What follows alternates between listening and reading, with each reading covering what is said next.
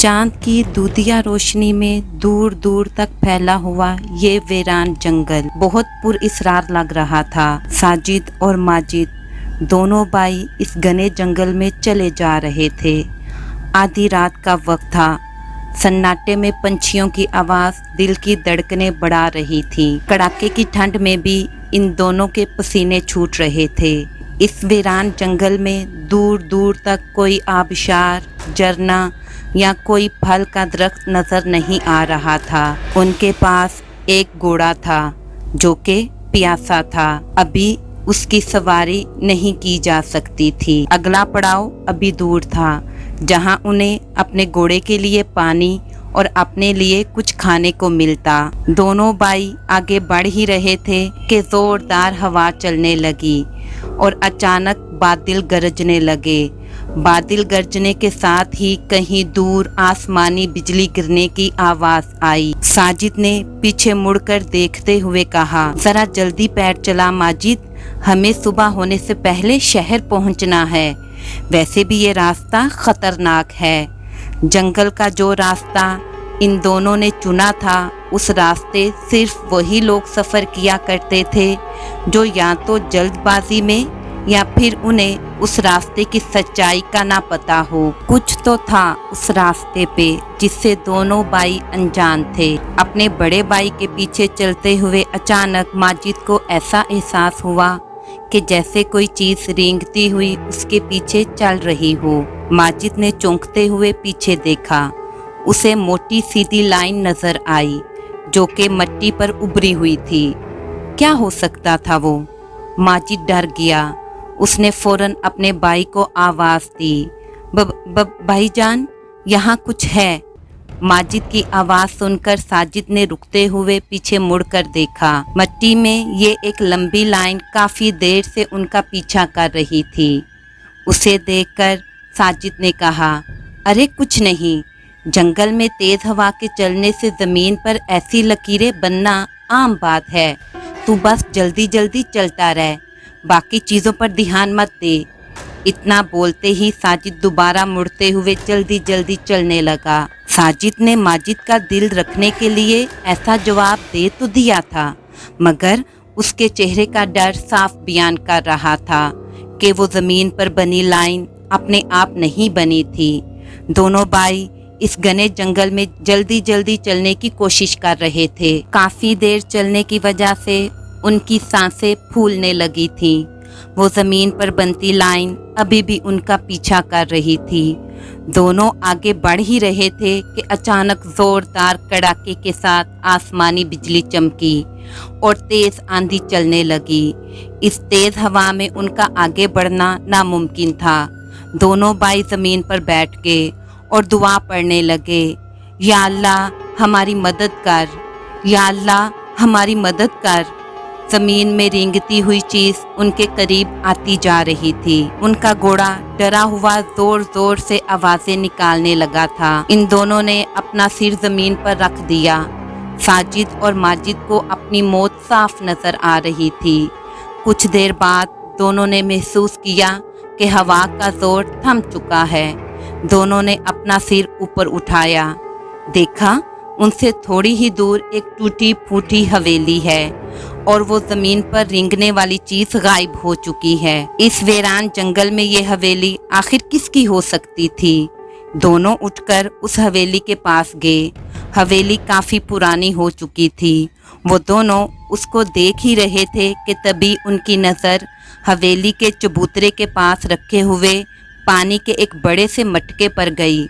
दोनों प्यास से बुरी तरह तड़प रहे थे। इस वीराने में पानी से भरा हुआ मटका मिलना लगभग नामुमकिन था, मगर फिर भी साजिद ने आगे बढ़ते हुए मटके में देखा। मटके को देखकर साजिद खुशी से उछल पड़ा। मटका ठंडे पानी से बिल्कुल भरा हुआ था। साजिद फौरन मटके से पानी निकालकर पीने ही लगा था कि तभी माजिद ने उसे रोका। होश में आओ भाईजान, इस वीरान में भला पानी कहाँ से आ सकता है? हो ना हो ये कोई छलावा है। साजिद जो कि प्यास से तड़प रहा था, उसने माजिद पर गुस्सा करते हुए कहा, क्यों नहीं हो सकता? हो सकता है किसी भूले भटके काफिले ने इसे यहाँ पर छोड़ दिया हो। साजिद ने पहले इस पानी को चखा और फिर एक सांस में ढेर सारा पानी पी गया। पानी पीकर उसने कहा, अरे वाह, इतना मीठा पानी मैंने आज तक नहीं पिया है। फिर माजिद ने भी पानी चखा। पानी वाकई ही बहुत मीठा था। फिर दोनों ने खूब सारा पानी पिया और वहीं हवेली के चबूतरे पर लेटकर आराम करने लगे। रात बहुत ठंडी थी और दोनों काफी थके हुए थे। देखते ही देखते दोनों सो गए।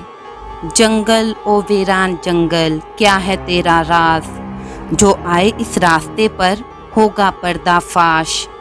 माजिद को किसी लड़की की बेहद मीठी आवाज सुनाई दी। इस आवाज को सुनकर उसकी नींद टूट गई और वो उठकर बैठ गया। माजिद ने जो देखा वो उस पर यकीन ही नहीं कर पा रहा था। उसके चारों तरफ रोशनियां ही रोशनियां थी और उसके सामने एक रोशन बड़ा सा तंबू लगा हुआ था जिसमें खाने पीने की और तमाम ऐशो आराम की चीजें मौजूद थीं। उसने चौंकते हुए अपने बड़े भाई साजिद को जगाया। ये नज़ारा देखकर दोनों भाई चौंक पड़े थे कि आखिर वो यहाँ कैसे आ गए।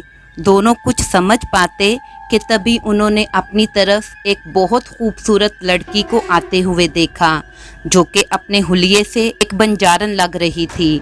खुले बाल, सब्ज आंखें, वो बल्ला सी खूबसूरत थी। उसके बदन से बीनी बीनी खुशबू आ रही थी। दोनों भाई उसे देखते ही रह गए कि उस लड़की ने इन दोनों को मुखातिब करते हुए कहा, आप दोनों यही सोच रहे हो ना कि आप दोनों यहाँ कैसे आए? मैं लेकर आई हूँ आपको यहाँ। मेरा नाम बरका है और मैं बंजारों के खानदान से हूँ। मेरे साथी आगे चले गए और आप दोनों के लिए मैं यहाँ रुक गई। चलिए, गर्मा गर्म खाना और ठंडे मशरूबात आपका इंतजार कर रहे हैं। साजिद उस लड़की की बातों में बिल्कुल खो गया था। वो झटपट उठकर उसके साथ चलने लगा, जबकि माजिद उसे रोकना चाहता था। उसे कुछ गड़बड़ लग रही थी, मगर फिर भी वो साजिद को रोक ना सका और इन दोनों के पीछे पीछे चल पड़ा। एक बड़े और शानदार तंबू में पहुंचकर इन दोनों ने देखा कि यहाँ खाने पीने की सारी चीजें थी। दोनों ने खूब पेट भरकर खाना खाया। उसके बाद साजिद ने उस लड़की से कहा, तुमसे प्यारी लड़की मैंने आज तक नहीं देखी। मैं तुमसे शादी करना चाहता हूँ। उसकी बातें सुनकर लड़की जोर से हंसी। हा, क्या आप सच में मुझसे शादी करना चाहते हैं? मगर आप इसके बदले मुझे क्या देंगे?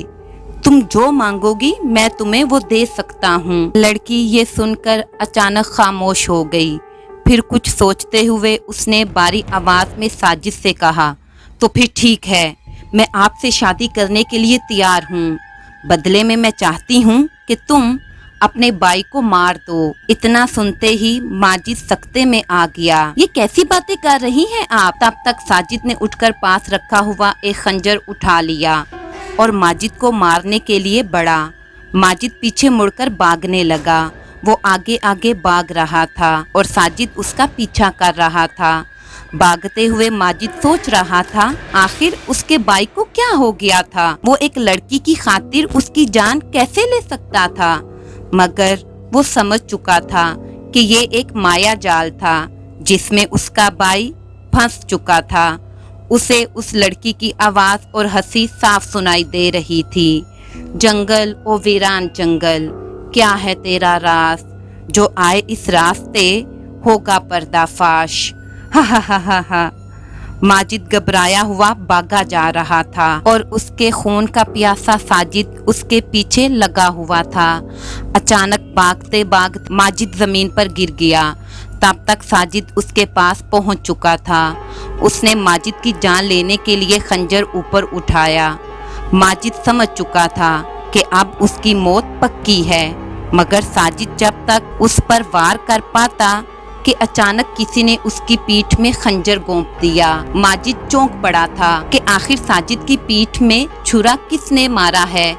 उसने देखा ये तो वही लड़की थी। इस लड़की ने हंसते हुए कहा, इंसानी फितरत, तुम सब एक जैसे हो, लालच में अंधे। तुम्हारा भाई लालच में अंधा हो चुका था, इसलिए उसका मरना तय था, मगर तुम अलग हो, मैं तुम्हें अपने साथ ले जाऊंगी। इतना बोलते हुए वो लड़की एक बड़े से सांप में बदल गई और माजिद जब तक कुछ समझ पाता कि उसने उसे लपेट लिया और ज़मीन के अंदर खींच लिया। आखिरी वक्त तक माजिद अधमरी हालत में ज़ोर ज़ोर से चीखता रहा, नहीं नहीं, छोड़ दो मुझे, आ। माजिद की आखिरी चीख इस वीरान जंगल में गूंज गई।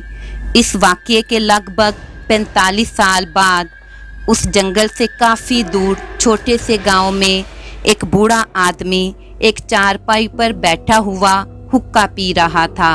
उसके पास 25 साल का एक लड़का बैठा हुआ था। उस लड़के ने उस बूढ़े आदमी से पूछा, बाबा, क्या आपने सच में उस नागिन को देखा था जो बंजारन का रूप बनाकर लोगों को अपने लिस्म में फंसा लेती है? हाँ बेटा, मैंने देखा है उसे। आज से लगभग 45 साल पहले मैं और मेरा भाई एक सेठ के यहाँ काम करते थे। हमें दूसरे शहर से कुछ सामान लाना था कि हमने शहर जल्दी पहुंचने के लिए उस घने जंगल का रुख कर लिया और वो रास्ता चुन लिया जो उस मनूस के पास ले जाता था। उस रात उस नागिन ने मेरा सब कुछ छीन लिया। उसका दिया हुआ जख्म आज भी मेरी पीठ पर है। उस रात जख्मी होने के बावजूद साजिद जिंदा बच गया। उस पर किसी काफिले की नजर पड़ गई थी। कहते हैं कि आज भी उस रास्ते पर वो नागिन किसी भटके हुए मुसाफिर का इंतजार करती है। जंगल, ओ वीरान जंगल, क्या है तेरा राज? जो आए इस रास्ते पर होगा पर्दाफाश।